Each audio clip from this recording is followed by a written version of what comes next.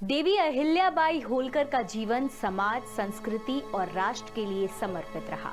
उनका व्यक्तित्व और कर्तव्य अनमोल है। उन्हें समाज के पुण्य श्लोका, लोकमाता, मातोश्री, न्यायप्रिया, प्रजावत्सला, राजमाता से संबोधित किया। ये संबोधन समाज का उनके प्रति सम्मान था। उनकी कार्यशैली, व्यवहार, कर्म, कर्तव्य का पालन, मुश्किल स्थिति में भी स्थिर रहने का हुनर, सब कुछ अद्भुत था। वक्त आने पर वे सही फैसला लेती थीं। संकल्प की दृढ़ता के साथ प्रशासनिक कौशल मानो उन्हें वरदान में मिला। रानी अहिल्याबाई ने जिस तरह सिंहासन संभाला वह अद्भुत है। जिस तरह शंकराचार्य जी ने चारों दिशाओं में 4 मठों की स्थापना कर सनातन संस्कृति को पुनर्स्थापित किया, वैसे ही देवी अहिल्याबाई ने पूरब से पश्चिम और उत्तर से दक्षिण तक विखंडित मान बिंदुओं को स्थापित किया। देश भर में सांस्कृतिक गौरव की प्रतिष्ठा की। अब उनकी 300वीं जयंती पर 31 मई को बीजेपी सरकार मध्य प्रदेश की राजधानी भोपाल में मेगा शो करने जा रही है। प्रधानमंत्री नरेंद्र मोदी खुद इसमें शामिल होंगे। वे प्रदेश को कई सौगातें भी देंगे। पढ़िए मां अहिल्या के कृतित्व और व्यक्तित्व की दास्तां। देवी अहिल्याबाई का जन्म 31 मई 1725 को महाराष्ट्र के तत्कालीन अहमदनगर, जो कि अब अहिल्यानगर से जाना जाता है, उस जिले के चौंडी गांव में हुआ था। ग्रामीण पृष्ठभूमि में साधारण परिवार में जन्मी अहिल्याबाई अपनी प्रतिभा और क्षमता की विशेष बनी। मात्र 8 वर्ष की उम्र में वे राजवधू बनकर इंदौर में आ गई। अहिल्याबाई के दोनों परिवारों से स्नेह, संबल और संस्कार मिले, लेकिन उनका पूरा जीवन विषमता से भरा रहा। वे केवल 29 वर्ष की थीं तभी पति महाराज खांडेराव वीरगति को प्राप्त हो गए। 1766 में पितृवत स्नेह देने वाले मल्हार राव होलकर का निधन हो गया। इसके बाद पुत्र माले राव का निधन और फिर दोहित्र का निधन, फिर दामाद का निधन और बेटी का सती होना। उन पर मानो दुखों का पहाड़ टूट पड़ा। उन्होंने किसी तरह अपने आप को संभाला और इंदौर रियासत को नई ऊंचाइयों पर पहुंचाया।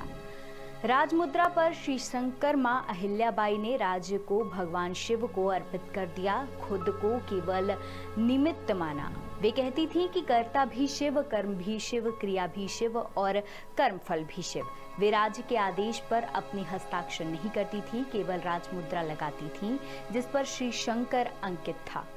महाराज मल्हार राव होलकर के निधन के बाद अहिल्याबाई ने कुशल राजनीतिक सूझबूझ से राज्य को युद्ध के संकट में जाने से बचा लिया। दरअसल वे कौशल सैन्य संचालक थी। वे तलवार, भाला और तीर कमान चलाने में निपुण थी। वे हाथी पर बैठकर युद्ध करती थी। योग्यता देखकर की बेटे की शादी। अहिल्याबाई की नजर में जन्म, जाति, वर्ग या वर्ण से परे योग्यता सबसे जरूरी थी। सामाजिक और समरसता के इस सिद्धांत की झलक उनके मंत्रिपरिषद, उनके द्वारा बसाई गई बस्तियों में सुरक्षा टोलियों के गठन और खेती की जमीन के आवंटन में दिखती है। उन्होंने अपनी पुत्री का विवाह भी जन्म या जाति देखकर नहीं, बल्कि योग्यता देखकर किया। इस तरह चुना अपना दामाद। दरअसल इसके पीछे रोचक दास्तां है। अहिल्याबाई ने जब शासन संभाला तब राज्यों में अराजकता का माहौल था। उन्होंने घोषणा की कि जो भी नायक आंतरिक अपराधों को नियंत्रित करके शांति स्थापित करेगा, उससे वे अपनी बेटी की शादी करेंगी। नायक यशवंत राव फड़से ने ये चुनौती स्वीकार की और अपराधों पर लगाम लगाई। इसके बाद रानी ने सैन्य भर्ती अभियान चलाया, एक आंतरिक सुरक्षा के लिए और दूसरा बाहरी युद्ध के लिए। उन्होंने घुमंतु समाज के लोगों और भीलों को सेना में भर्ती किया। इस तरह कल तक जो दल अपराध में समूह में थे, वे अब गांवों की सुरक्षा की जिम्मेदारी संभाल रहे थे। इससे शांति व्यवस्था बनी। कारोबार को इस तरह से दिया विस्तार। रानी अहिल्याबाई ने खेती, कुटीर और हस्तकला को प्रोत्साहित किया। गांव में तालाब और छोटी नहरें बनवाई। कपास और मसालों की खेती को प्रोत्साहित किया। उन्होंने भील, वनवासियों और घुमंतु टोलियों के सुरक्षा दस्ते बनाने के साथ खाली पड़ी जमीन पर खेती करने की योजना लागू की। इस योजना से अनाज, कपास, मसालों की खेती का विस्तार हुआ। उन्होंने विश्व प्रसिद्ध महेश्वरी साड़ी उद्योग स्थापित किया। इससे देश भर के व्यापारी आकर्षित हुए और इंदौर आने लगे। इस उद्योग में युद्ध में बलिदान सैनिकों की पत्नियों और कैदियों की पत्नियों को लगाया ताकि उनका परिवार पल सके। ऐसे सवारा महिलाओं का जीवन। देवी अहिल्याबाई नारी सम्मान और सुरक्षा को लेकर संवेदनशील थी। उन्होंने महिलाओं की एक सैन्य टुकड़ी बनाई, महिलाओं के सम्मान और आत्मनिर्भरता के लिए क्रांतिकारी फैसले लिए। महिलाओं को संपत्ति में अधिकार, विधवा को दत्तक पुत्र लेने का अधिकार और विधवा पुनर्विवाह के अधिकार दिए। यही नहीं, वे पर्यावरण प्रेमी भी थीं। महेश्वर में किले के निर्माण के लिए उन्होंने पर्वत को तोड़ने नहीं दिया। इसके लिए उन्होंने नर्मदा किनारे मैदान में पड़े पत्थरों का उपयोग किया। महेश्वर किले के निर्माण में जितने पेड़ हटे उतने पेड़ लगाए भी गए। नर्मदा क्षेत्र में नींबू, कटहल, आम, बरगद आदि वृक्ष लगाए। इससे भूमि का जलस्तर बढ़ा और फसलों को फायदा हुआ। मंदिरों को सजाया और संवारा। अहिल्याबाई ने अपने राज्य के साथ देश के सांस्कृतिक गौरव की पुनर्प्रतिष्ठा की। उन्होंने तीर्थ स्थलों को संवारा। देश के करीब 130 तीर्थ स्थलों और नदियों के घाट बनवाए। मंदिरों में शिक्षा केंद्र, व्यायाम शालाएं और अन्य क्षेत्र शुरू किए।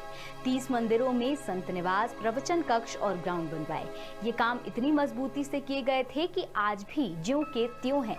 उन्होंने गुजरात के सोमनाथ मंदिर, सभी ज्योतिर्लिंग, बद्रीनाथ धाम, दक्षिण में रामेश्वरम, जगन्नाथपुरी, द्वारका, मथुरा श्री कृष्ण मंदिर, वाराणसी में विश्वनाथ विष्णु धाम मंदिर और मणिकर्णिका घाट बनवाया। इस तरह अहिल्याबाई ने कभी आराम नहीं किया।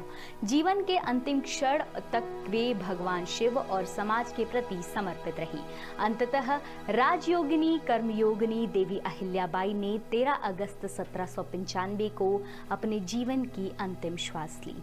अंतिम क्षण तक उनके हाथ में शिव स्मरण की माला ही थी।